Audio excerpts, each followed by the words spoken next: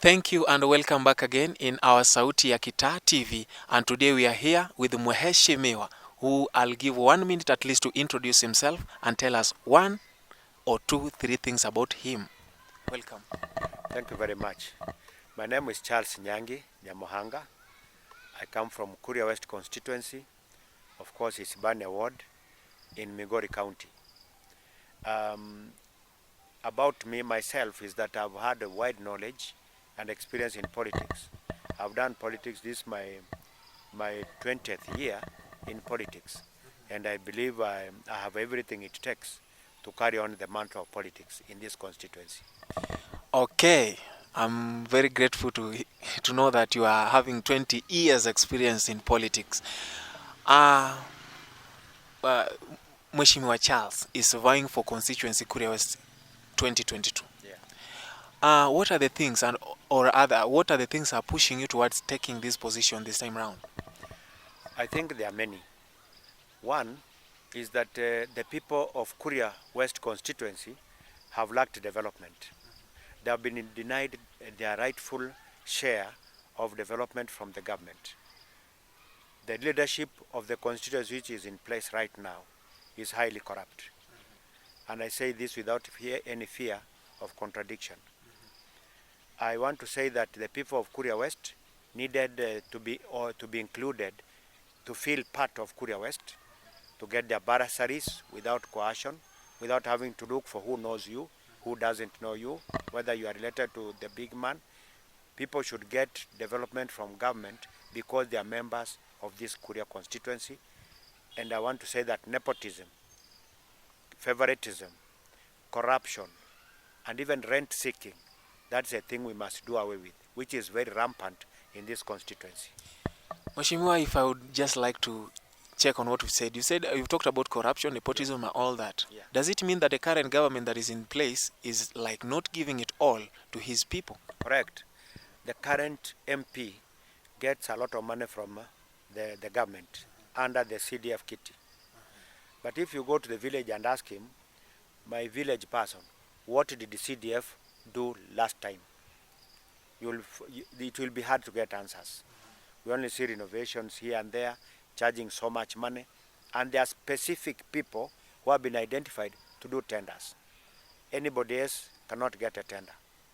Not youths, not people living with a disability, unless you are a business associate of the current MP. Unless you are related to the current MP, you can't get any tender. You cannot be associated with development. In fact, public participation is missing in the development in Kuria West. People are not involved. Okay, thank you very much. I would like to let the viewers know that Mheshimiwa Nyangi, what or which chama are you with? The party? Well, the chama is the chama for the people. My party is ODM under Azimio la Umoja. Okay. That's where we are, and that's where the government is. And I'm urging my Kuria people to go with me to ODM, just like they asked me to go to ODM. I'm telling you, ODM is the government. And the Kurians, from independence, we have never made a mistake of being outside government. Okay. And all signs are showing that ODM is forming the coming government. So why should we be out? So me, I'm in ODM. I'll vie for this member of parliament seat in ODM under Azimio la Umoja. And Raila Amolo Odinga is my candidate.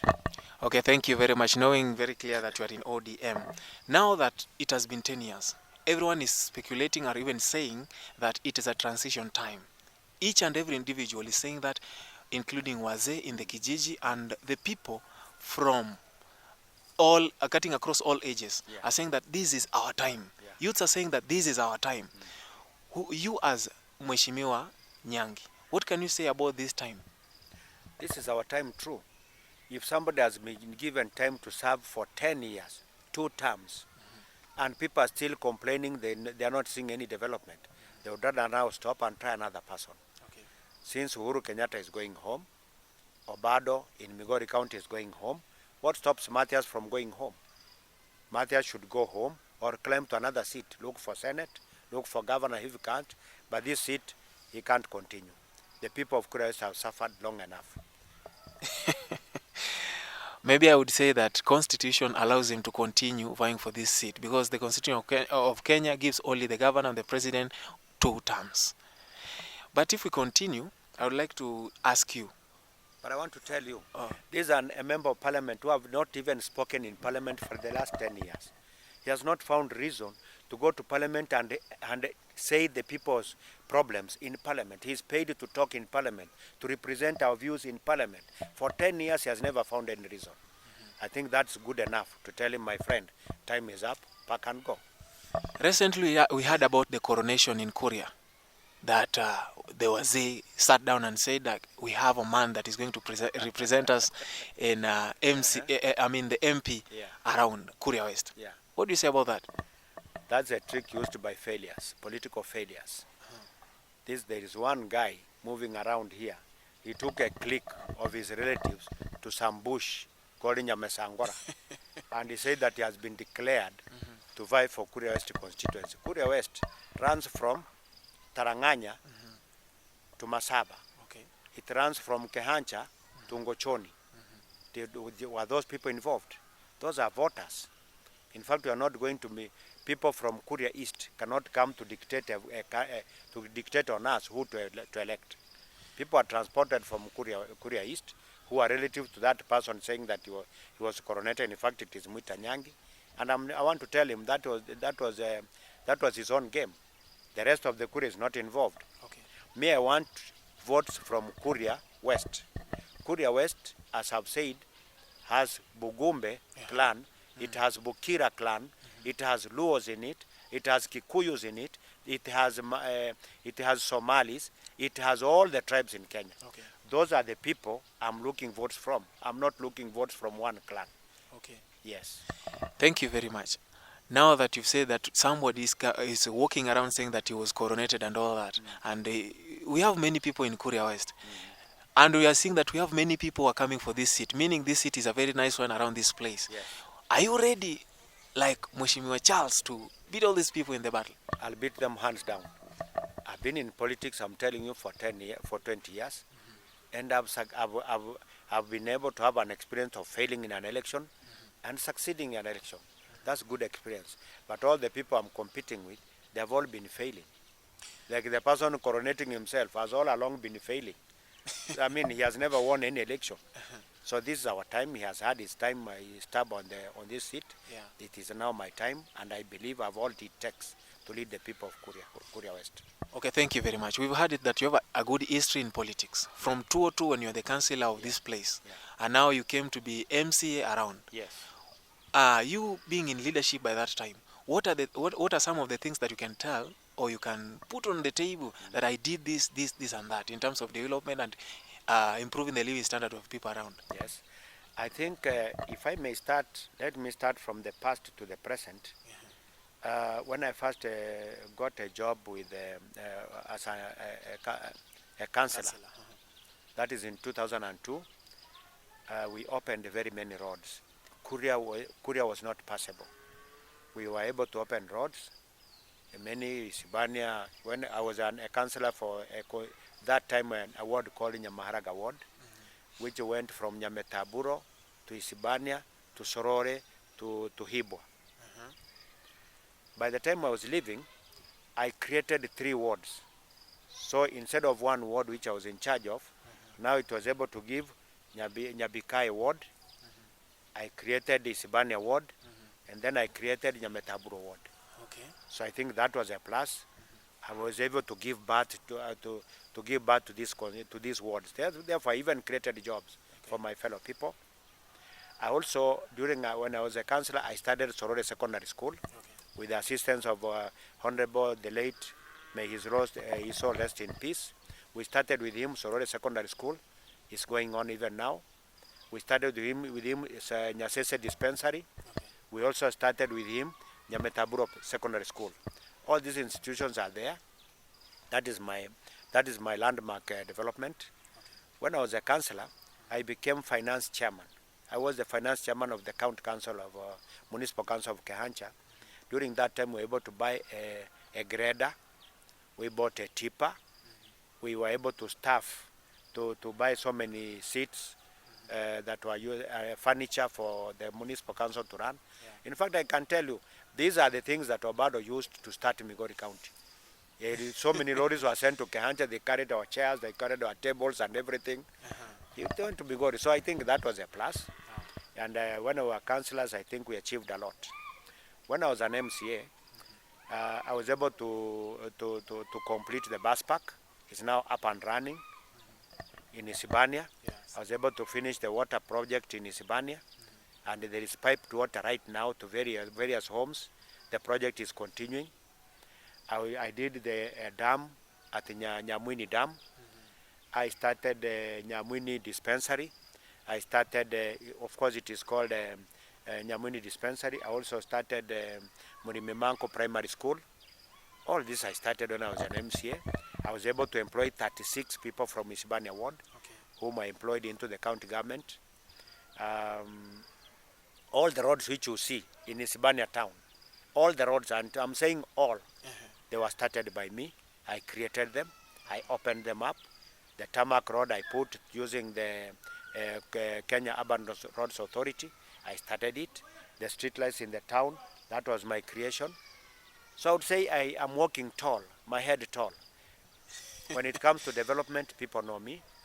The bursaries which are being shared today, which MCAs are able to give their people. Yes. That was my motion, which I moved in the county assembly of Migori. That was my creation, so that the rest of Migori County is now getting bursaries through MCAs, courtesy of me. That was my motion. And I think that was a plus. Many people are surviving on it, in spite of the abuse that I'm now seeing people having. During my time, people got bursaries fairly and squarely. But now there is rambling, but that's a story for another day. I'm saying I started bursary program in Migori County. Of course, that time with the assistance of Obado, I moved the motion and it was adopted and it is working to date. Okay, thank you very much. I'm very sure that people from Kuria West are very happy, and people from the wards that you started are very happy, and they are, as they are watching this, they'll be more happy that you're talking the truth. Yes. There are NGOs and all the places that you worked with. Yeah. That is in record. Yes. How did this benefit your people from Kuria? I would say when I got a job with Action Aid, no, I can start with I was a teacher. I taught at Kuboya Secondary School. I'm proud to say that one day I was working in Nairobi town, Nairobi city. Yes. I found somebody rushing to hold my hand. Then I thought it was somebody wanted to maybe snatch something from me. It was a student I taught at Kuboya Secondary School who made it to medical school in Nairobi and was very happy about me. He even gave me lunch. So I taught there and have my products outside there. Yeah, people benefited from me and now they are managing their lives.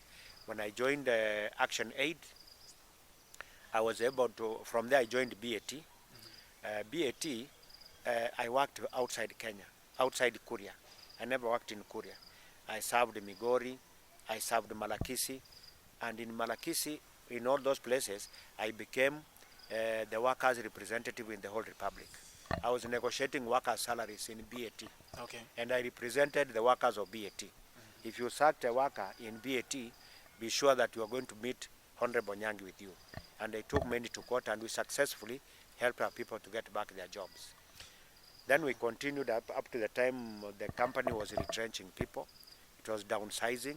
I took advantage of the golden handshake and I came home. Then I got the council. I'm happy with the people of Isibania because I was able to get the position of being a councillor. I served my people. Then when I became an MCA, you see what I did. But in Action Aid, I was able to work now in Kuria when I was in Action Aid. In Action Aid, I did so many things. In Action Aid, I was able to start a rescue center, which is now a dormitory in Gokeharaka Secondary School.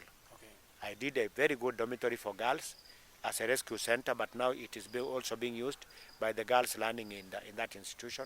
I did that dormitory. I went to in Nyasese here, which I started a dispensary when I was a councillor. Now when I went to Action Aid, I also started there a staff house in the same institution which I started, Nyasese dispensary. There is a staff house there, together with Lucas Masenda Chacha, who was my boss in Kisumu then, and I was in charge of Kuria. We were able to start that staff house. I was able to do an ECD center at Wikonge Primary School. Okay. We built an ECD center there, and we equipped it. I was able to do a latrine for girls Okay. at Komasincha Primary School. I was able to do a ward for a maternity ward for mothers in Nyametaburo Secondary School. Sorry, in Nyametaburo Dispensary. Okay. That time it was a health center. I think it is still a health center now. There's a place where mothers give birth. It is action aid through me, through my initiative, that did that place. So I believe I did a lot. I can name many, but in the interest of time, that is good enough. Okay, thank you, Mheshimiwa. And I would wish to ask you, I would wish now to concentrate on the matters concerning the Kuria West constituency. Yes. Now, walking around, I've been seeing youth, a lot of people are crying about some issues concerning, one, there's a program in government, the Ajira Youth Empowerment initiative that is coming through the CDF. They are crying, and now we are heading to vote. If tomorrow you are in the government, what are you going to do with this kind of kitty? Let me tell you, I will not do what the current MP is doing. He has no time for youth. He has no business. This man is a businessman, cross-border business. He's concentrating on the cross-border business. He has no time for youths. In fact, what you are talking about, the youth empowerment centers, there's none in Kuria. Yet it is a requirement of government. He should have put in an initiative to ensure that he has that kind of center in Kuria, so that youth can use it and even finance it. Give it a boost for youth to explore their talents and even to move around, to nurture their talents there. So me, I would go with the youth. Youths are the future of Kenya. Without youths, there is no country. We have to get hold of the youths and we empower them according to their talents. Okay. Yes. It is a fund that is coming to the constituency. And this fund is supposed to be boosting the lives of the people living around. Yes. How are you going to manage this? Because I was walking around, looking left, right, center, and people are crying that this is what we are not getting. This is this and this is that. What are you going to do? What I'll do first, Uwezo Fund should be run by the people who are targeted. I would make sure that the youths are employed in that Uwezo Fund. The youths are in charge of their fund. I only do supervisory role to see that the fund is running well. Okay? So that if it is empowerment, the youths are empowering themselves. They only need minimum supervision and even use government requirements of accessing that money. That's all you need. Okay. But in the current arrangement, we have wazee, wamama. In fact, they are relatives of the employee of the powers that be who are running that institution. Okay. Okay. Me, I would empower the youth, and I would get rid of corruption for that. Right now, youth, that institution has a problem. People are not accessing the money. Conditions set are too difficult, too hard. Okay. So me, I would work with the youths. I would make sure they get it and assist them, and even take them through training. Okay. When you get the funds, how to use the funds. Yeah. You need a training. Train them how to use the funds in the area that they want to invest. Okay. Yeah. Another thing that is there is about constituency through the CDF. We see a lot of tenders. We see schools here, security is here. We see. That's why there is serious abuse. That one is mbaya sana. Now I'm asking you because as I was doing my walk around, people are really crying. It's not like it is something that should be sugar-coated and all that. Yeah. People are asking for these things that we need tenders. More so now the youth. Because I talked of, remember I talked of transition government. Yes. Now youth are asking themselves, are we safe in hands of Charles Nyangi? Now I'm coming to ask Charles Nyangi. How sure are you that you're going to work with the youths and give them these tenders? My friend, the youths are most safe under my hands. If I walk around, I tell you the youths I've employed who are salaried and they are working, they are earning money. They are quite a number. The current arrangement is that the youth, the CDF kit is only targeting cartels. There are cartels who have been put here. Okay. There are specific companies, specific individuals in Kuria West who are getting tenders. Nobody else. Because out of that, there's a lot of rent seeking. And this is a bad way of governing the people. Me, when I become an MP, 10% of the CDF kitty tenders will be specifically for youths. Okay. Another 10% will be for women and people living with a disability.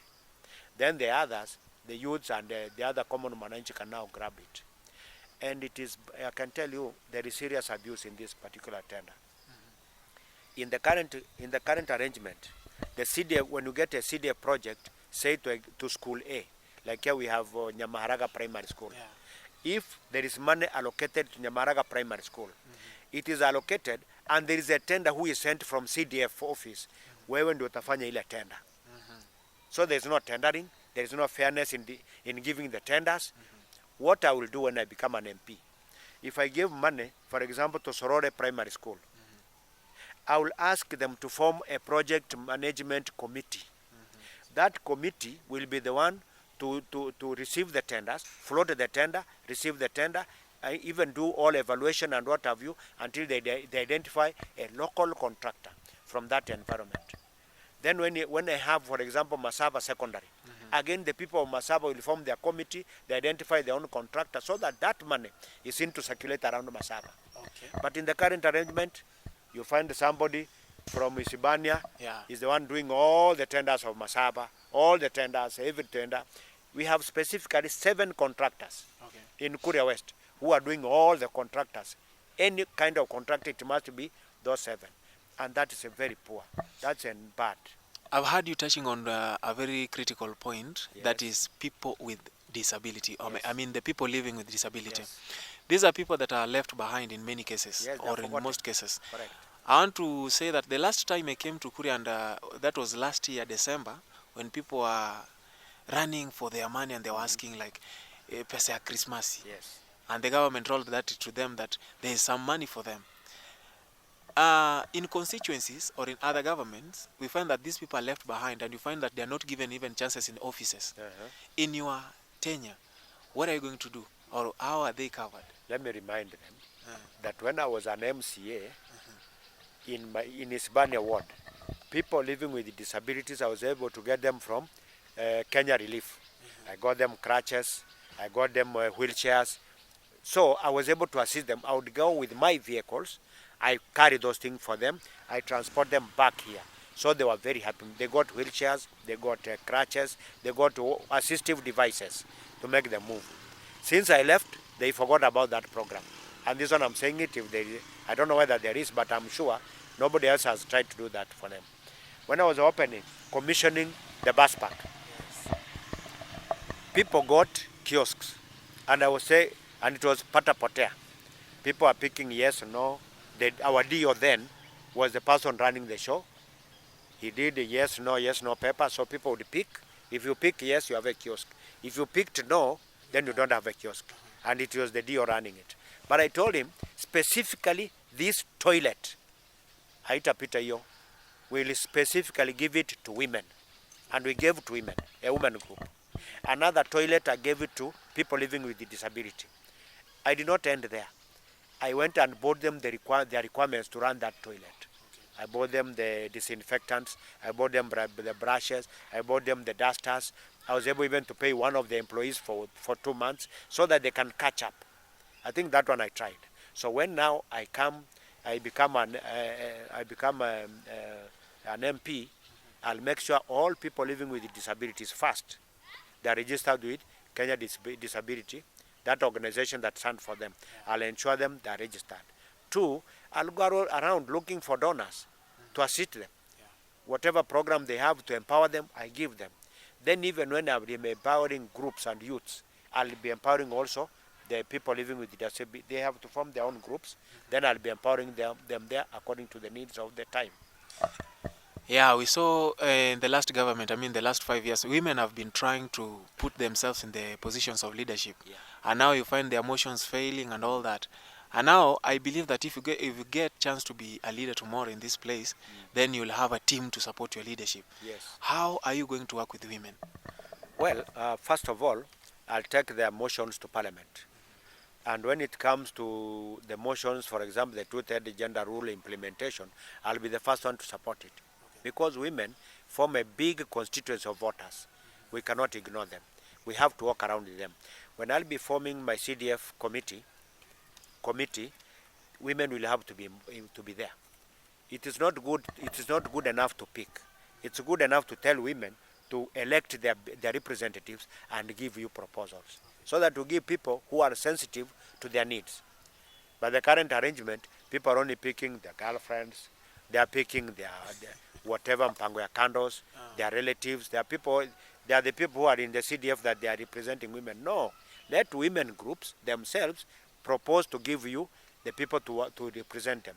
Those are people who will champion their cause. So for me to get that committee, it will be really participatory process. I'll have a participatory process in that line. Okay, I see time is not on our side, but I would wish to ask the last question. Yes. We've seen around Migori County, for example, Yeah. the MPs around are not in good terms with you find the bosses of the counties. Now you as Honorable Charles, how are you going to work closely with the county government? That one is obvious. I've been there. I've been an MCA. I know I know the ropes in the county government. I'll make sure that I have a good relationship with the governor, because the governor receives a lot of money in any financial year, over 10 billion shillings. You can't ignore that.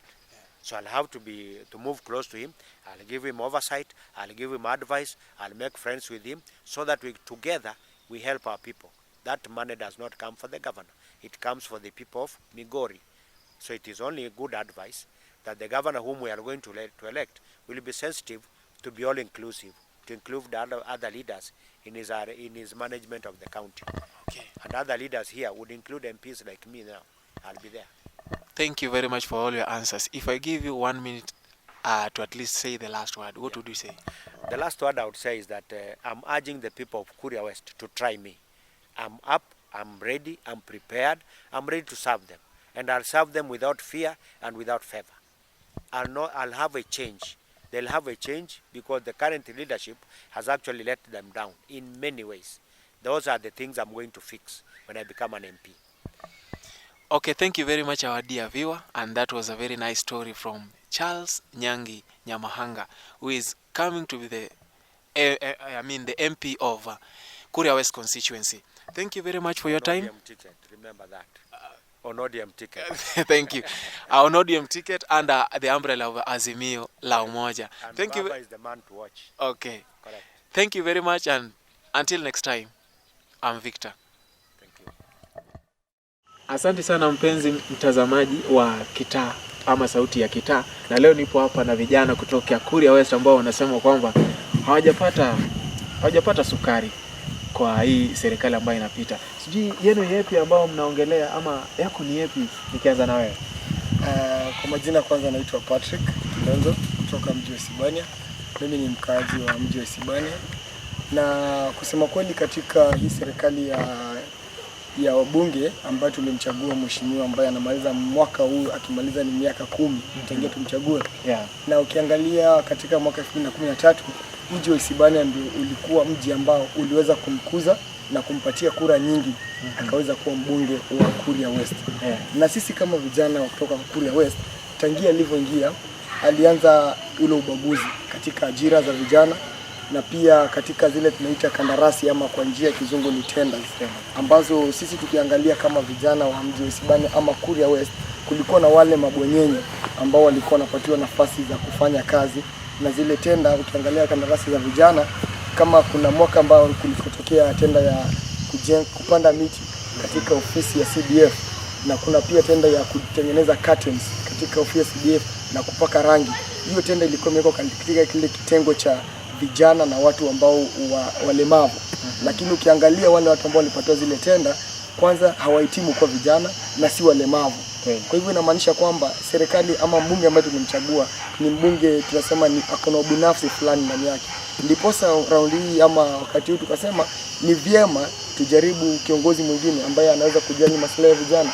Kiongozi ambaye amekuwa katika bunge la county kama mjumbe MCA, amekuwa councillor miaka iliyopita. Kwa hivyo tunaona akona tajriba ya utendakazi, na tukimjaribu mwaka kwa MP hatuoni tatizo, kwa sababu tunajua tushaona kazi yake katika MCA.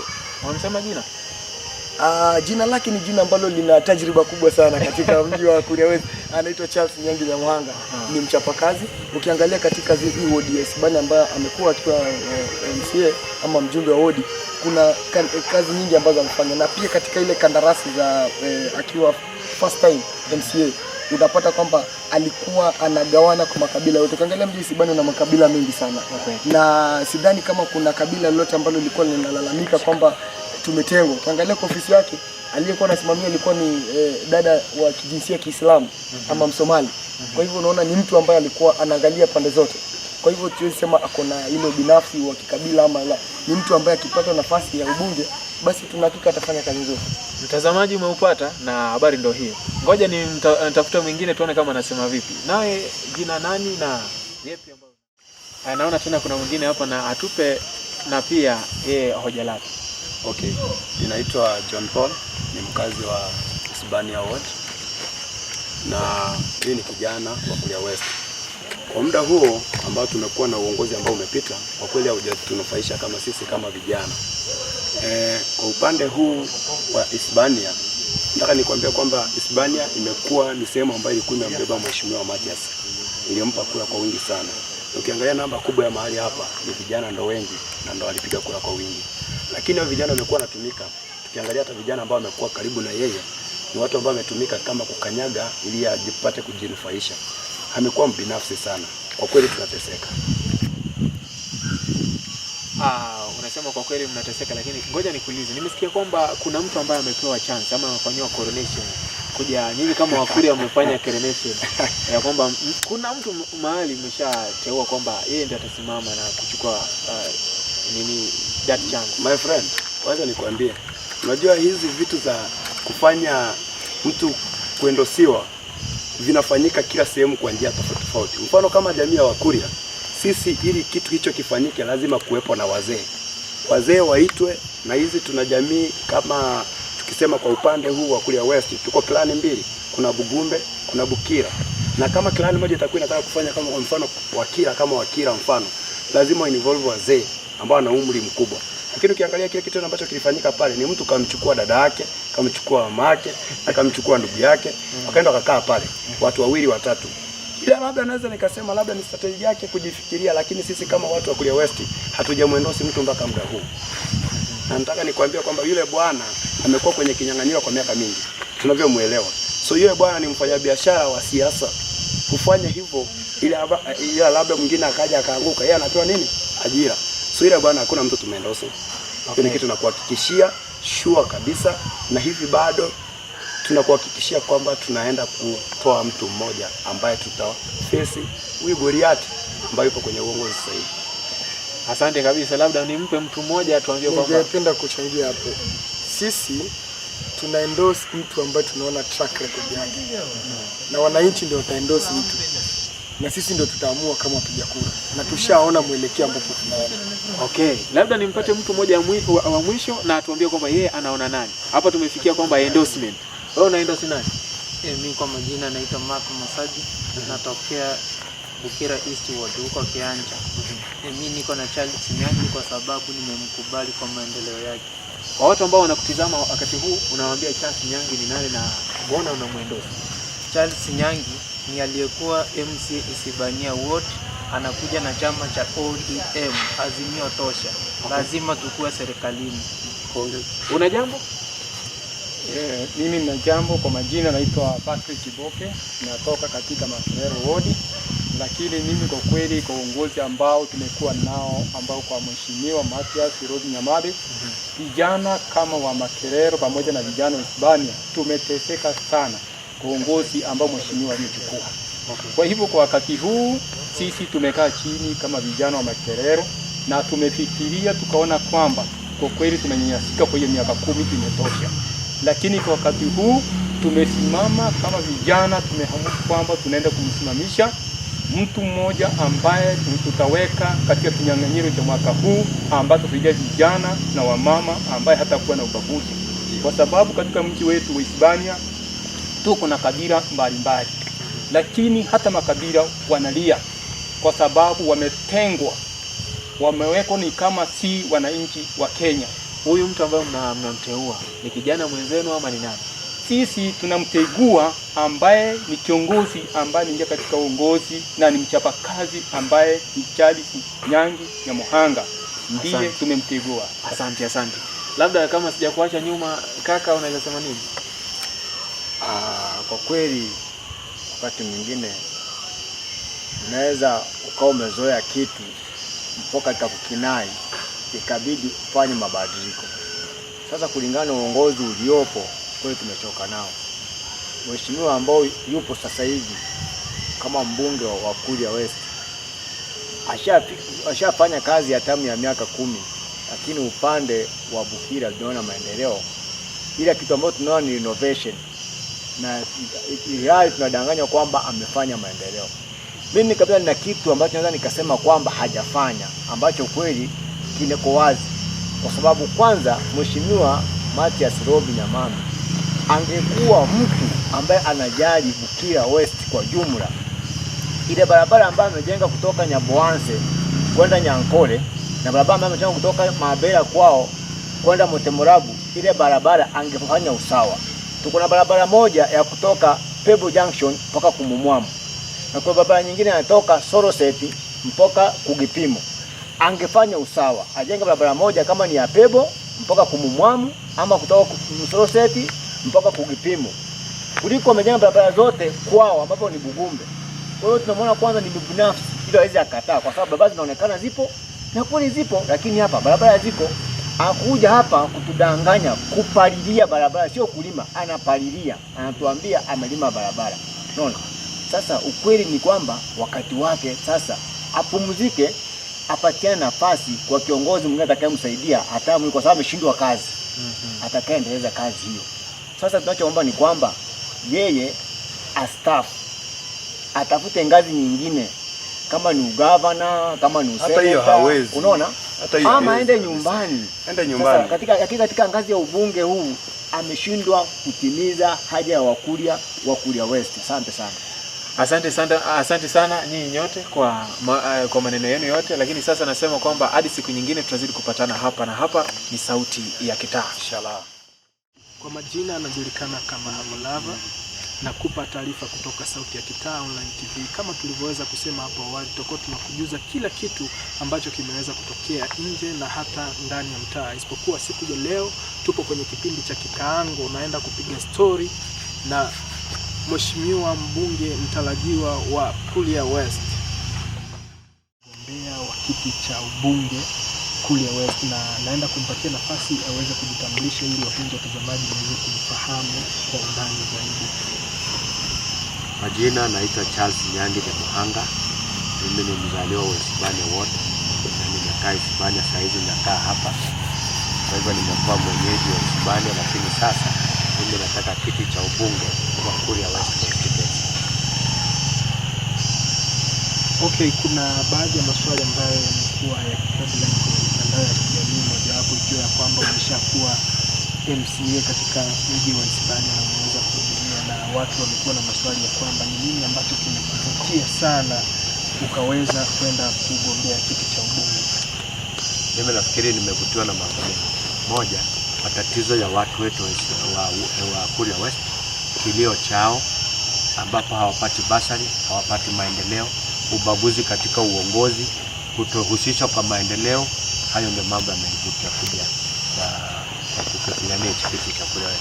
Maana hadi hapo naona ni kama ametubika na amechoka, hana lingine la ziada la kwa nothing new to offer. Nimekupata vyema na nahisi wapenzi watazamaji pia wanakupata vizuri sana, isipokuwa pia kuna story ambazo zimekuwa headline kwenye mitandao ya kijamii sana, wakisema ya kwamba mheshimiwa ni project, yani wakiwa na maana ya kwamba mheshimiwa amesimamishwa na mtu mwingine kwa ajili ya kusimama kwenye kiti. Ukweli umekaaje? Huo ni uongo, na ni watu wamekosa sera. Mtu akikosa sera na kuwa tu ni kuongea mambo yasiyo ya haki. Kitu wananchi wanataka ni sera. Hawataki uongo, hawataki fitina, hawataki uovu. Mimi siwezi nikawa project ya Mathias. Hata Mathias anajua mimi sijawahi kanyaga hata kwa Mathias.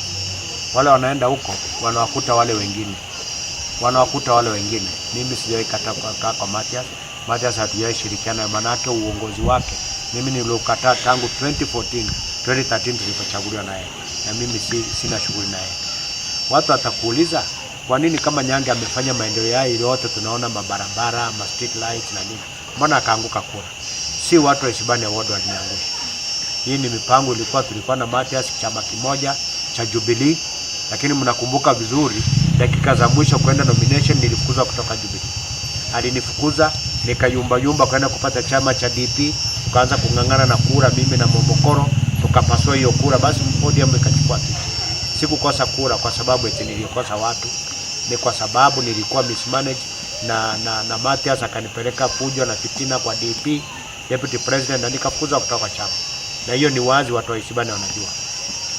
Okay, wameshalipata vizuri sana, kwa sababu hayo ni moja kati ya maswali ambayo mimi nimekutana nayo kwenye mitandao ya kijamii, ikiwepo pia na swali ambalo ningependa nikuulize ya kwamba kuna malalamishi ambayo yamekuwa yakitokea kutoka maeneo ya Tarangwiti huko, wakiwa wanasema ya kwamba kuna eneo ambalo watu walitolewa, wanakuhusisha vipi?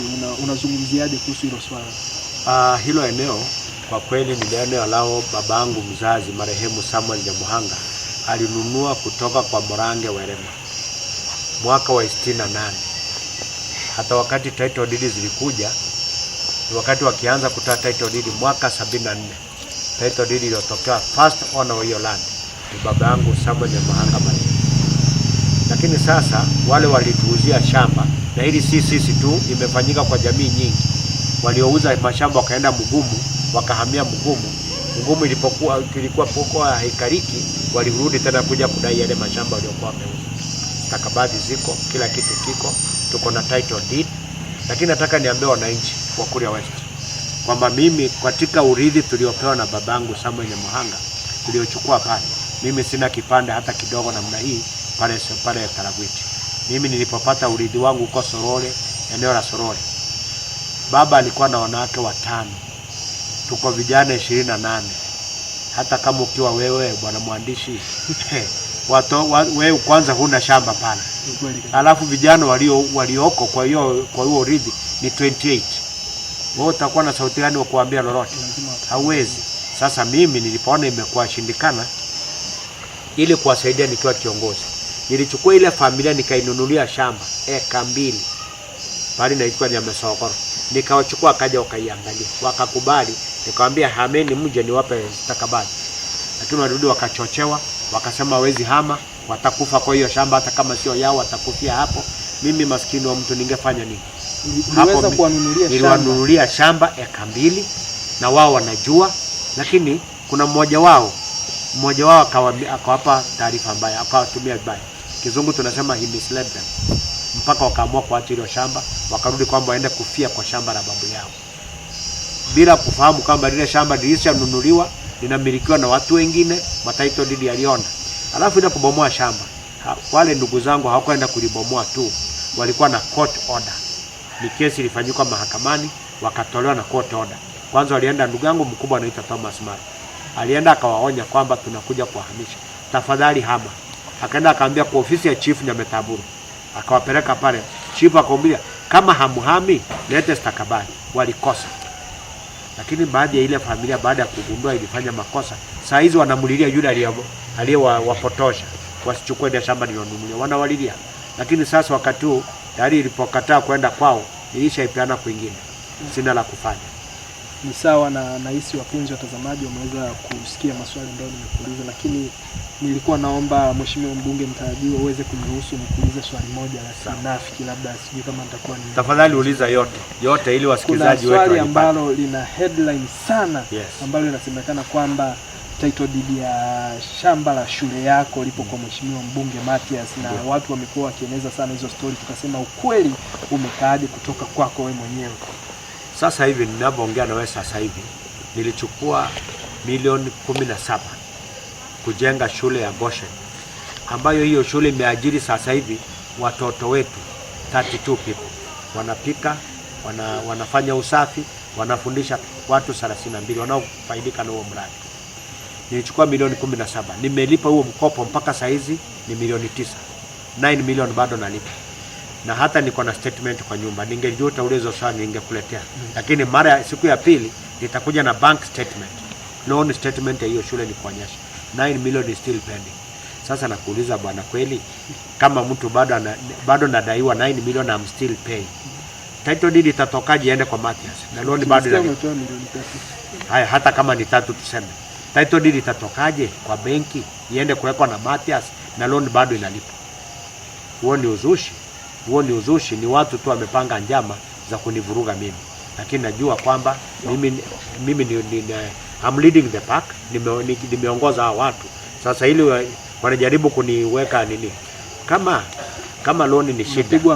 Napigwa ngwara kisiasa. Umenipa neno nzuri. Sasa kama kweli loni ni shida. Juzi nimenunua gari la pili, nikaongeza Goshen. Sasa hivi Goshen School iko na magari mawili ya kusafirisha wanafunzi. Na loni ni shida. Basi hiyo pesa itoka wapi? Mathias tena ndio alinunua hiyo gari. Jamani, acha watu wauze sera. Na huyo bwana amefilisika, ndio huyo anaenda kujiapisha pale Nyamesangora. Ndio anaenda akiambia watu eti hata shule nimeuza. Atakuja asema hata mji wangu pia nimeuza. Yuko tena kiongozi. Huyo mtu nisimseme tu, lakini mmemjua anajiapisha kila siku. Anaapishwa leo, anajiapisha kesho na baba na mama na ndugu zake. Na hiyo ni siasa mbovu. Siasa sio na maana. Let us talk, wacha tutoe siasa na sera za kusaidia watu wetu. Sera za kuleta watu wetu pamoja. Sera za kuhakikisha ule ubaguzi ambao unaendelezwa sasa na mbunge aliyepo, sisi tutautoa. Tunataka wagumbe, tunataka wakira wakae kama ndugu mmoja. Wafaidi katika miradi ya serikali bila ubaguzi, bila kubaguliwa. Wapate ajira bila kubaguliwa. Hiyo ndio sera ningetaka. Nashukuru sana, umeweza kujibu maswali kwa kina na nahisi wapenzi watazamaji wamesikiliza majibu ambayo umeweza kuyatoa. Isipokuwa ningependa kukuuliza ya kwamba unapeleka wito gani kwa jamii? Wito napeleka kwa jamii, kwanza ningetaka niseme nimesikitika kwa roho yangu kwa sababu tumempoteza mheshimiwa mbunge wetu Wilfred Gisuka Machage. Ni kiongozi ametuongoza siku nyingi. Naomba Mwenyezi Mungu aiangalie roho yake, aiweke pale panapostahili. Kitu ningetaka kuambia watu wetu ni kwamba wakati wa mabadiliko ni sasa. Wasikubali tena miaka mingine 5 kukaa katika kunyanyaswa, kukaa katika shida, kukaa katika kubaguliwa kimaendeleo, kukaa na makateli haya matenda tena kipindi kingine miaka mingine 5. Ningependa wanichague mimi nitawaletea uongozi bora, tutatembea nao bila kubagua kabila wala dini. Kwa kuongezea hapo ulipoweza kuzungumza ya kwamba tumempoteza simba na pia ni kiongozi ambaye alikuwa shupavu sana, alikuwa anapambania jamii. Na kuna picha pia ambazo niliweza kuziona kwenye mitandao ya kijamii mkiwa mmepiga na yeye siku za hivi karibuni.